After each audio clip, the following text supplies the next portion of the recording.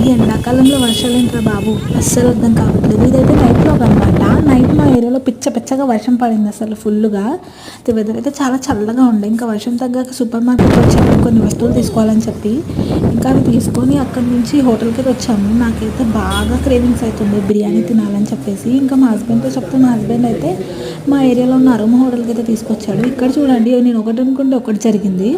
ఇక్కడికి వచ్చాక నాకేమో మటన్ బిర్యానీ తినాలని క్రేవింగ్స్ అయితే ఇక్కడ మటన్ బిర్యానీ లేదు, చికెన్ బిర్యానీ లేదు. అదేదో అరుమ స్పెషల్ బిర్యానీ అంట, ఇంకా అదే ఉందని అంటే ఇంకా అదే ఆర్డర్ చేశాను. ఎలాగో వచ్చాం కదా అని దాన్ని కూడా 20 నిమిషాలు వెయిట్ చేయించి తీసుకొచ్చారనమాట. ఏదో నేనైతే చూడండి ఏదో గుళ్ళో ప్రసాదం కోసం వెయిట్ చేశాను ఇక్కడ.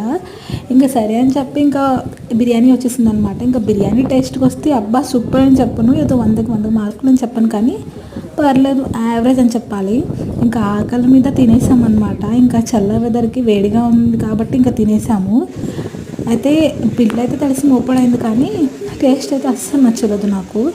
అయితే నాకు జరిగినట్టు మీకు జరిగిందా ఇలా? ఒకటి అనుకుంటే ఒకటి, అదేంటో అన్నీ నాకే జరుగుతాయి. నాకు అసలు ఏమీ అర్థం కాదు. మా హస్బెండ్కి కూడా అంత పెద్దగా ఏం నచ్చలేదు బిర్యానీ. ఇంకోసారి హోటల్కి రావద్దురా బాబు అనిపించింది.